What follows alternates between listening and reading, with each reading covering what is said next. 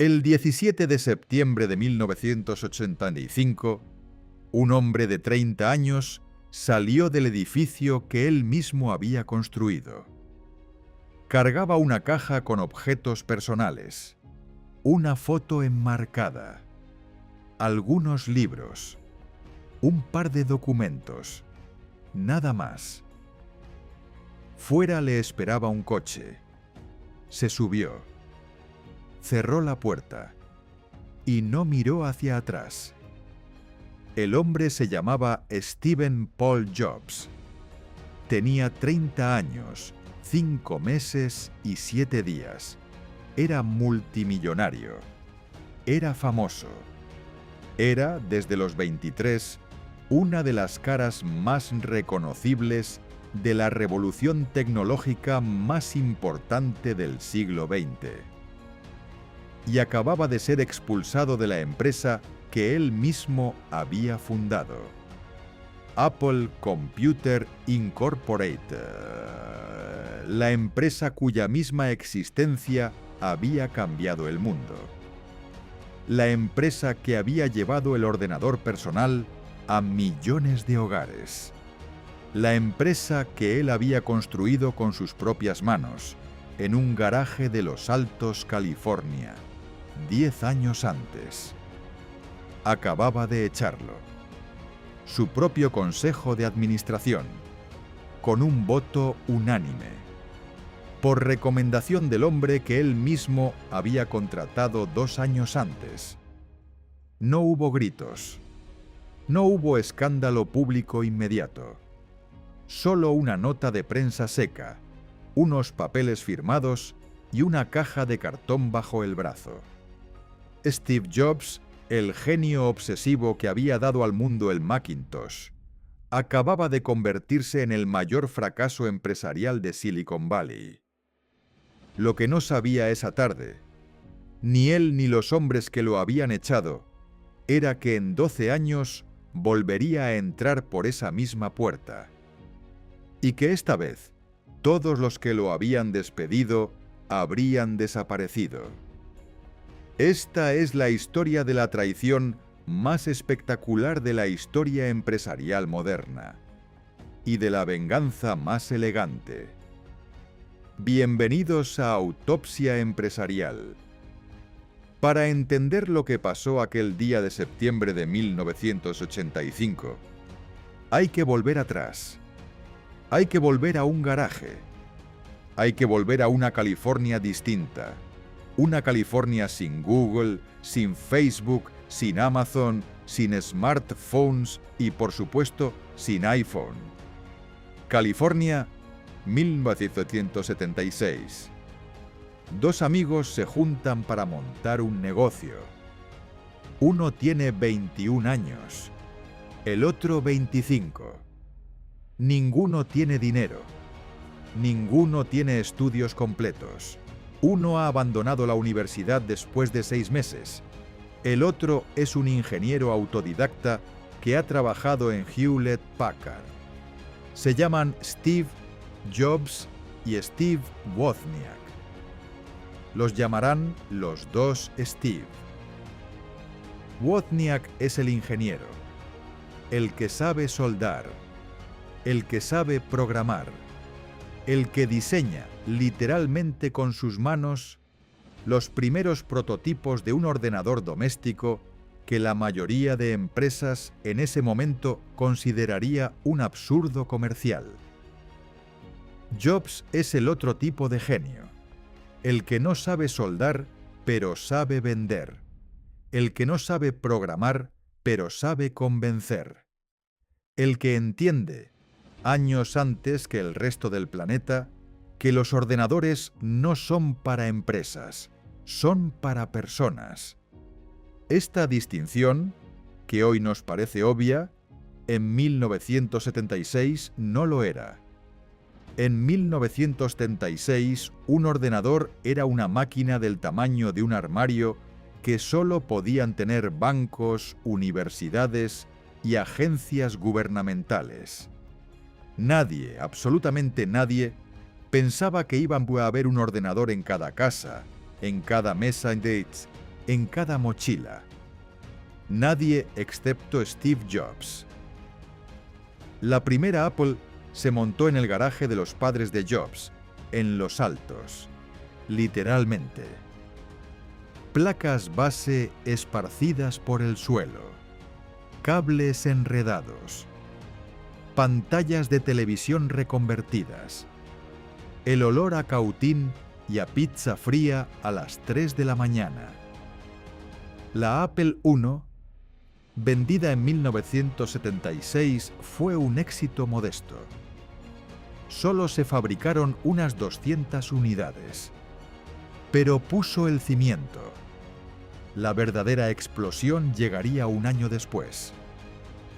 En 1977, Jobs y Wozniak lanzaron el Apple II, y ahí el mundo se rompió.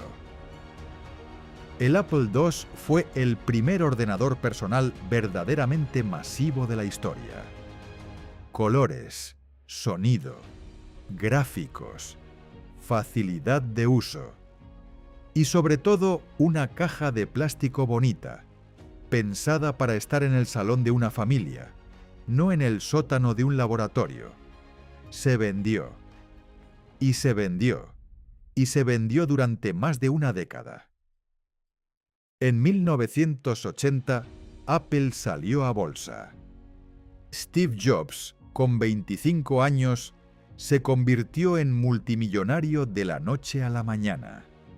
$200 millones en su cuenta personal. Una cifra que, en 1980, te colocaba directamente en la lista de las grandes fortunas del mundo. Había pasado en 4 años de montar placas en un garaje a ser una de las personas más ricas de Estados Unidos. Pero Steve Jobs no era un hombre que se conformara, ni siquiera cuando ganaba. Mientras Apple II dominaba el mercado, Jobs ya estaba pensando en otra cosa, algo más grande, algo que no fuera solo un ordenador, sino una revolución.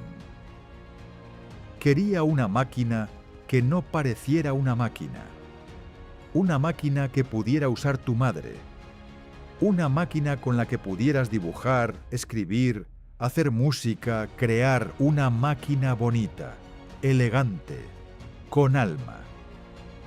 Ese sueño se llamaría Macintosh, y ese sueño sería, paradójicamente, el principio de su caída. Antes de continuar, si estás disfrutando este caso y quieres que sigamos diseccionando las historias reales de los grandes magnates del siglo XX, hazme un favor muy pequeño. Suscríbete al canal y activa la campana. Cada episodio nos cuesta semanas de investigación, y vuestro apoyo es lo único que permite que sigamos. Y si aún no has visto la serie completa que hemos dedicado a la familia Ortega y su imperio Zara, 4 episodios donde reconstruimos la historia del clan textil más poderoso de Europa, los tienes enlazados abajo en la descripción. Volvamos a Cupertino, 1983. El Macintosh estaba en desarrollo, y Apple, por primera vez en su historia, tenía un problema serio. La empresa había crecido demasiado rápido, tenía cientos de empleados, tenía accionistas exigentes, tenía inversores institucionales, tenía una junta directiva de gente muy mayor que no entendía nada de lo que estaba pasando. Y en la cima tenía a un chaval de 28 años, con barba, sin experiencia formal en gestión, que gritaba a sus empleados, que tomaba decisiones en 10 segundos, que podía despedir a alguien en un ascensor y contratar a otro en una cafetería la misma tarde. Ese chaval era Steve Jobs. Y el consejo de administración en secreto empezó a preocuparse. Apple necesitaba, pensaron, un adulto en la habitación. Y aquí viene el giro dramático. porque el que estuvo más de acuerdo con esa idea fue precisamente el propio Steve Jobs. Jobs, aunque no lo admitiera en público, sabía que le faltaba algo. Sabía que era visionario, sabía que sabía vender, sabía que entendía el producto. Pero no sabía gestionar grandes estructuras, no sabía coordinar 1000 empleados, no sabía hablar con Wall Street, no sabía, en definitiva, ser el consejero delegado de una empresa que cotizaba en bolsa. Así que tomó una decisión, y esa decisión lo perseguiría el resto de su vida. Decidió contratar a un CEO externo. Buscó al mejor. Y según él, el mejor estaba en un lugar inesperado. Pepsi. Se llamaba John Sculley. 44 años. Presidente de Pepsi Cola. Había liderado una de las campañas de marketing más célebres de la historia. Los famosos desafíos ciegos entre Pepsi y Coca-Cola que convirtieron a Pepsi en una marca global. Era un experto en marketing, un experto en ventas masivas, un experto en gestionar empresas de miles de empleados y miles de millones de facturación. No sabía nada de ordenadores, absolutamente nada. Jobs fue a Nueva York a convencerlo, y allí, en lo alto de un edificio con vistas al Central Park, pronunció la frase más legendaria de toda su carrera. Una frase que se enseña en todas las escuelas de negocios del mundo. Mirando a Sculley a los ojos, Jobs le preguntó, y esto es casi literal según la propia biografía oficial del propio Sculley, ¿quieres pasar el resto de tu vida vendiendo agua azucarada? ¿O quieres venir conmigo y cambiar el mundo? Fue una frase devastadora, una frase hecha para seducir, una frase que, efectivamente, convenció a John Sculley. En mayo de 1983, Sculley aterrizaba en Cupertino como nuevo CEO de Apple. La prensa lo celebró. Los inversores respiraron aliviados. El Consejo de Administración pensó que por fin habían puesto orden. Jobs pensó que había contratado a un aliado. Se equivocaba. Había contratado a su verdugo. Durante los primeros meses, la relación funcionó. Incluso eran amigos. Se llamaban el dinámico dúo en los medios.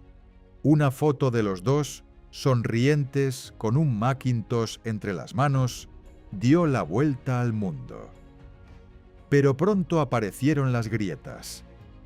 Sculley era un hombre de procesos, de comités, de hojas de cálculo, de reuniones semanales con agendas por puntos. Jobs era exactamente lo contrario. Tomaba decisiones de forma intuitiva. Humillaba a los que no estaban a su altura. Rompía reglas constantemente. Se saltaba protocolos. Gritaba en los pasillos. Sculley quería vender más Apple II porque era el producto rentable. Jobs quería invertir todo el dinero en el Macintosh porque era el futuro. El enero de 1984 se lanzó oficialmente el Macintosh. Fue un momento histórico. Un anuncio en la Super Bowl de Estados Unidos, dirigido por Ridley Scott, con referencias a la novela 1984 de George Orwell, convirtió el lanzamiento en un acontecimiento cultural. El Macintosh, técnicamente, era una obra maestra. Ratón. Interfaz gráfica. Diseño precioso. Pero económicamente fue un desastre. Era caro. Era lento. Tenía poca memoria. y no se vendía al ritmo que Apple necesitaba. Y aquí todo se derrumbó. A finales de 1984, las ventas del Macintosh eran una fracción de lo prometido. Apple, por primera vez en su historia, tuvo pérdidas trimestrales. Hubo que despedir a cientos de empleados. La prensa que antes adoraba a Jobs empezó a dudar. Scully, presionado por el consejo, decidió actuar. Convocó una reunión crítica en abril de 1985. En esa reunión, Scully puso al consejo ante una elección imposible: o yo o Jobs. El consejo, 14 personas vestidas con trajes oscuros y corbatas, escuchó los argumentos de los dos. Scully hablaba de números, de orden, de procesos. Jobs hablaba de visión, de intuición, de futuro. El consejo votó. Ganó Scully. Por unanimidad. A Jobs le quitaron el control del Macintosh. Le dieron un despacho ceremonial sin responsabilidades reales, al que él llamaría con amargura Siberia. Jobs no se resignó. Durante un mes intentó organizar un contragolpe. Planeó echar a Scully mientras éste estaba de viaje en China. Llamó a varios miembros del consejo, uno a uno, intentando convencerlos. Falló. Scully se enteró. El consejo, una vez más, se puso de su lado. Y entonces, el 17 de septiembre de 1985, Steve Jobs firmó su dimisión. Salió del edificio, cogió la caja, se subió al coche y no miró atrás. Tenía 30 años, era multimillonario y era oficialmente un fracasado.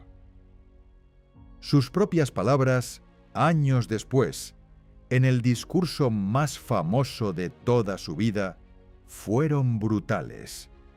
Dijo, y traduzco literal: yo estaba fuera y de forma muy pública. Lo que había sido el foco de toda mi vida adulta se había ido. Fui un fracaso muy público. Antes de cerrar este primer episodio sobre Jobs, un último favor. Si hasta aquí te ha gustado cómo estamos reconstruyendo esta historia, déjanos un comentario abajo. Queremos saber qué opináis. ¿Creéis que la expulsión de Jobs fue una traición brutal o fue una decisión necesaria para salvar Apple? Leemos todos los comentarios, uno por uno, porque lo que viene ahora es la parte que casi nadie cuenta bien. La mayoría de documentales sobre Steve Jobs te contarán lo que acabamos de contar hoy: el garaje, el ascenso, la traición, la caída. Y luego, rápidamente, te dirán que Jobs volvió a Apple en 1997 y revolucionó el mundo con el iMac, el iPod, el iPhone y el iPad. Pero en medio hay 12 años. 12 años de exilio. 12 años en los que Jobs, con su dinero, con su rabia y con su visión, hizo algo absolutamente extraordinario. Algo que lo transformó. De un joven genio temperamental en el empresario más respetado del siglo XX. En esos 12 años, Jobs fundó una empresa nueva llamada Next, que técnicamente fracasó, pero que acabaría salvando a Apple sin que nadie lo viera venir. En esos 12 años, Jobs compró una pequeña empresa de animación por $5 millones. Una empresa que todo el mundo consideraba ridícula. una empresa llamada Pixar, y la convirtió en el estudio de cine más importante del cambio de siglo. En esos 12 años, Jobs se enamoró, se casó, tuvo hijos, enterró fantasmas de su infancia y maduró hasta convertirse en alguien completamente distinto. Y en 1997, cuando Apple estaba al borde de la quiebra y sus nuevos consejeros no sabían ya a quién llamar para salvarla, alguien sugirió un nombre que muchos creían definitivamente olvidado. Ese nombre era Steve Jobs. Y la historia de ese regreso, la historia de cómo un hombre despedido públicamente volvió a entrar por la puerta principal de la empresa que lo había humillado y la convirtió en la compañía más valiosa del planeta, es la mayor venganza empresarial jamás contada. Esa es la parte 2 de esta historia. Nos vemos en la próxima autopsia.